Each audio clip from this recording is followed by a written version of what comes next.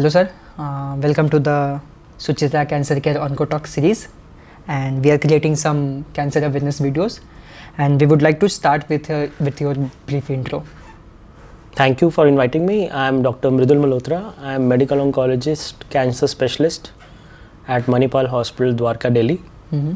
And it's indeed a pleasure to be here with you. Okay. So हम लोग आपके background के बारे में थोड़ा सा जानना चाहेंगे, लाइक आपने कहाँ से पढ़ाई की और how did you came into this field, और ओरिजिनली आप कहाँ से बिलोंग करते हैं? Right, I belong to Delhi itself, born and brought up in Delhi only. I did my MBBS medical schooling from Vardhman Mahavir Medical College and Safdarjung Hospital. After that, I did MD in General Medicine from PGIMER and Dr. Ram Manohar Lohia Hospital, again from Delhi itself. And I had keen interest in medicine. Okay. And from there, I wanted to super specialize, and oncology is most aggressive form of medicine. So I took up oncology as a super specialty, and I did 3 years of DM from Tata Memorial Cancer Hospital. And after that, I have been practicing again in Delhi itself. Wow. So since we are talking about ovarian cancer, what is ovarian cancer in normal terms, and which part of the body are more affected? So as the name suggests, it is a cancer of the ovary. Ovary जो कि ladies का एक अंडकोश होता है जहाँ से कि ओवा बनता है, और जो कि बेसिकली रिप्रोडक्शन का एक इम्पॉर्टेंट फीमेल सेल कह सकते हैं, फीमेल ऑर्गन कह सकते हैं. So ovary is a female reproductive organ जहाँ से कि जिसका मेन फंक्शन रिप्रोडक्शन का होता है. So it happens in females only, and naturally उसका अगर कैंसर हो जाता है तो उसको ओवेरियन कैंसर कहते हैं. Okay. And how does age influence risk, and are there hereditary factors to consider? So, like most of the cancers, with advancing age, the risk of ovarian cancer increases. So, as the age increases more and more, that lady is more at risk of ovarian cancer. Definitely, there are hereditary factors, and the most common ones are the BRCA1 and 2 mutation, जो जिसको BRCA भी बोलते हैं हम. तो BRCA1 and 2 mutation जो कि 5 to 10% of the cases में ओवेरियन कैंसर्स में हो सकती है, that in that way it can be inherited in a form of cancer. But otherwise most of the cancers 90 to 95% cases में सोमैटिक ही होते हैं, जो कि इनहेरिट नहीं होते. Okay. So what are the early signs and symptoms of this cancer? Ovarian cancer के early sign and symptoms जो होते हैं, they are mostly related to the abdomen. तो उसमें there can be bloating, there can be abdominal pain, there can be indigestion, there can be constipation, or there can be abdominal distension. These are the symptoms that are most often correlated with the onset of ovarian cancer. Okay. So any unexplained sign and symptoms, any of these, and that are persisting and not getting managed with the routine over-the-counter drugs, they should be evaluated. Maybe most often the initial evaluation is with the ultrasound, simple sonography of the abdomen, and later if required, we should not delay in performing the CT scan of the abdomen and the pelvis to look for the any onset of the ovarian cancer. And what is the most common age group जिनको ये cancer like diagnosed होता है? Mostly they are post 50s. Mostly ovarian cancer different types के होते हैं. जो common होते हैं epithelial ovarian cancers होते हैं, which constitutes around 80% of the ovarian cancers, and they usually happen in advanced ages, 50s and 60s के बाद में ज़्यादा होते हैं. दूसरे होते हैं जो कि germ cell tumors होते हैं, which happen in younger ladies and adolescent age group. So वो usually 20s 30s में ज़्यादा commonly देखे जाते हैं. How effective are risk-reducing strategies like self-ingo, oophorectomy in high-risk individuals in lowering incidence? So these are called RRS, so risk-reducing self-ingo oophorectomy.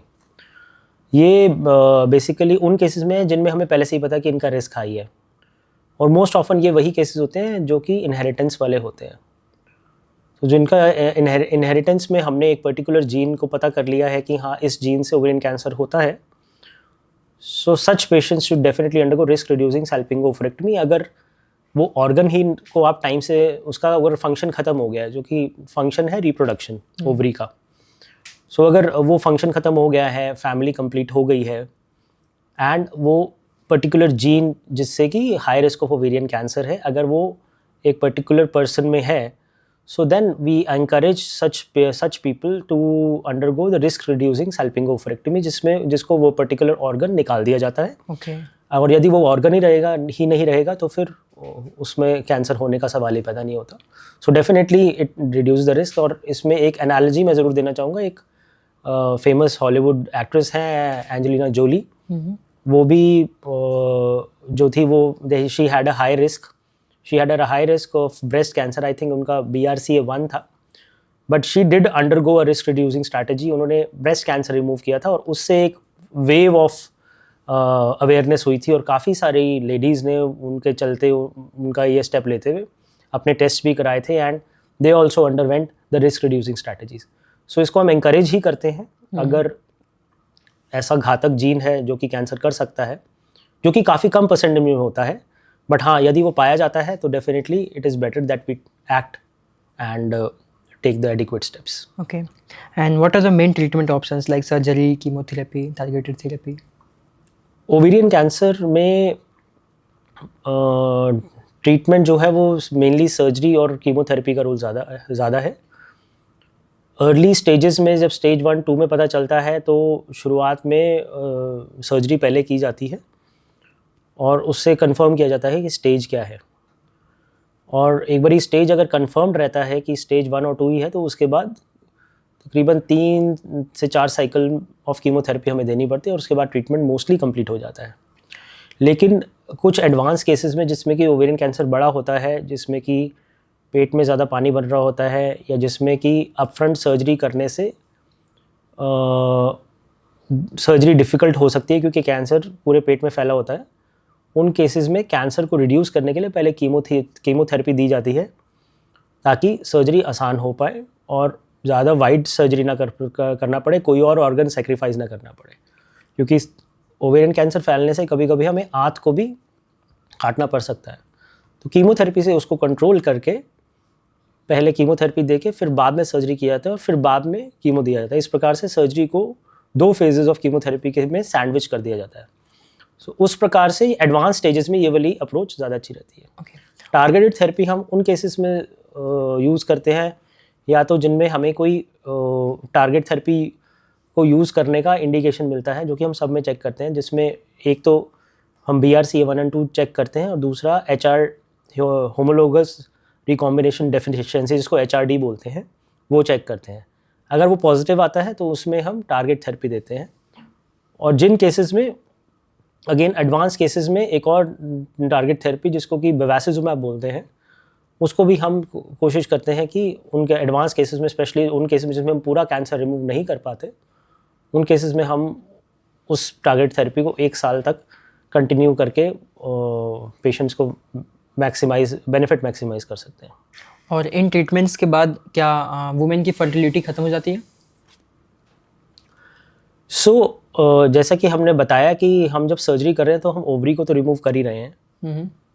अगर women young है तो उस केसेस में हम जो होते हैं फर्टिलिटी स्पेयरिंग सर्जरीज करते हैं, जिसमें कि हम लिमिटेड सर्जरी करते हैं. अगर हमें पेशेंट की फर्टिलिटी के बारे में ध्यान रखना है तो उसके लिए सबसे इम्पॉर्टेंट फैक्टर है कि अर्ली स्टेज कैंसर में ही हम फर्टिलिटी स्पेयर कर सकते हैं. अगर स्टेज 1 है, अर्ली स्टेज है और एक ही ओवरी में है तो उस ओवरी को निकाला जा सकता है और दूसरी ओवरी प्रिजर्व हो जाती है. So that ways a fertility can be spared. Mostly advance stages में जहाँ पे कि आपको दोनों ओवरी सेक्रीफाइस करनी है, नेचुरली आप फर्टिलिटी स्पेयर नहीं कर पाते. Okay. Are there any vaccines available for to prevent this cancers? Not for ovarian cancer. Like in cervical cancer, it is very rampant and famous. HPV is for the cervical cancer. It is not for the ovarian cancer. So there is no अभी vaccine? नहीं है. There might be many in evolution. And अब vaccines का तो multiple roles आ गए हैं, ना केवल प्रिवेंशन बल्कि ट्रीटमेंट के लिए भी काफ़ी स्टडीज़ चल रही हैं. ऑल्दो अभी इतना ओपनली इंडिया में नहीं जेलिन हुआ है, but there are other countries, there are vaccines that are from Russia, China, UK and even US. So all of them have evolved and developed vaccines for various cancers, but as of now for ovarian cancer, I don't think that we have a vaccine either for prevention or for the treatment. But yes, the research is promising, and जैसे बाकी cancers में आ रही हैं, हम hope कर सकते हैं कि future में ovarian के लिए भी कोई अच्छी vaccine develop होगी. Correct. What government schemes and low-cost treatment options available for the people from rural backgrounds in UP and Bihar region? मैं तो यहाँ से बिलोंग नहीं करता हूँ. I may not be the right person. मैं दिल्ली का आपको बता सकता हूँ कि आयुष्मान भारत की स्कीम्स कुछ दिल्ली में चल रही हैं, where they are getting certain benefit not just for cancer but for all patients. So उसको अवेल कर उसमें एनरोल करके अवेल करके कुछ लोग जो हैं उसमें से अमाउंट आता है और उसको ट्रीटमेंट ले सकते हैं. इसके अलावा एवरग्रीन स्कीम्स तो जो है वो आप समझ लीजिए जो दिल्ली के लोग हैं mostly they are may be from the central government और फ्रॉम दी आर्मी बैकग्राउंड. तो जो सेंट्रल गवर्नमेंट की CGHS की स्कीम्स होती हैं, ECHS की होती हैं, उसमें मोस्टली उनका सारा या तो कैशलेस ट्रीटमेंट होता है या रीइम्बर्समेंट होता है. So that ways there is good coverage by the government for people who can have the treatment for cancer and other diseases also. बिना किसी नोटिसेबल सिम्टम्स के ओवेरियन कैंसर का डेवलप होना पॉसिबल है?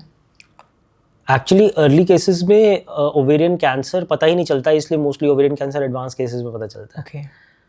क्योंकि एब्डोमेन है और deep in the pelvis ovary होता है, तो इनिशियली जब उसमें कोई कैंसर बनता है या वो पानी बनाना शुरू करता है, जब तक पूरा पेट फूल नहीं जाता या वो जाके कहीं बॉडी के किसी और पार्ट पे डिपॉजिट नहीं करता या वहाँ जाके तब जाके पेन नहीं होता, तब तक ओवरी. इसलिए अनफॉर्चुनेटली ओवरी कैंसर को अर्ली डिटेक्ट करना या उसमें स्क्रीनिंग करना जो है थोड़ा सा डिफ़िकल्ट है, संभव है.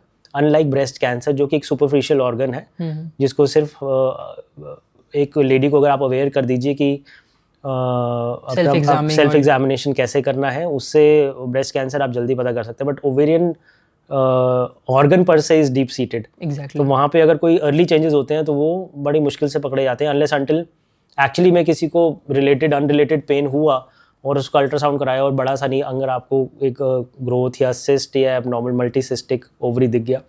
So this is a real challenge जो हम फेस करते हैं कि ओवरियन कैंसर का स्क्रीनिंग करना थोड़ा सा संभव कम है. One question from my side. Are there any similarities between this ovarian cancer and cervical cancer? दोनों फीमेल ऑर्गन्स के हैं जो कैंसर्स हैं. इंटरनल ऑर्गन्स है, वेरी हार्ड टू डिटेक्ट. हाँ नहीं, लेकिन सर्वाइकल कैंसर में स्टिल स्क्रीनिंग अवेलेबल है. ओवेरियन कैंसर में ऐसा नहीं है. अगर आप सिमिलैरिटीज़ मेरे से पूछेंगे तो मैं ये कहूँगा शायद उन दोनों की कीमोथेरेपीज़ सिमिलर होती हैं. अगर उसमें हमें यूज़ करना है तो दोनों में mostly we have a similar group of chemotherapies, but despite being the part of female reproductive tract, दोनों का ट्रीटमेंट प्रोटोकॉल और modalities they are way apart. हम ओवरी में रेडिएशन थेरेपी का ज़्यादा रोल नहीं होता है, लेकिन सर्वाइकल कैंसर में लोकली एडवांस स्टेजेस में ओवेरियन जो है मेन ट्रीटमेंट रेडियोथेरेपी से ही होता है. तो सिमिलैरिटीज से ज़्यादा डिससिमिलैरिटीज़ हैं इन दोनों में. जी. So any last message for your patients? हमारा तो यही मैसेज रहता है हमेशा कि जागरूक रहें, अवेयर रहें, ज़्यादा से ज़्यादा हेल्थ टॉक्स को सुने और right from the doctors from these platforms, और इनको शेयर करें स्पेशली अमंगस्ट योर लेडीज़. हम लोग काफ़ी सारी आजकल स्क्रोलिंग करते हैं, बट अगर हम नॉलेजेबल कंटेंट को आपस में अपने फ्रेंड्स, रिलेटिव्स, फैमिलीज़ सब में शेयर करें तो I think we can make a big difference in cancer control. Okay. Thank you, sir. Thank you so much for your time. Thank you.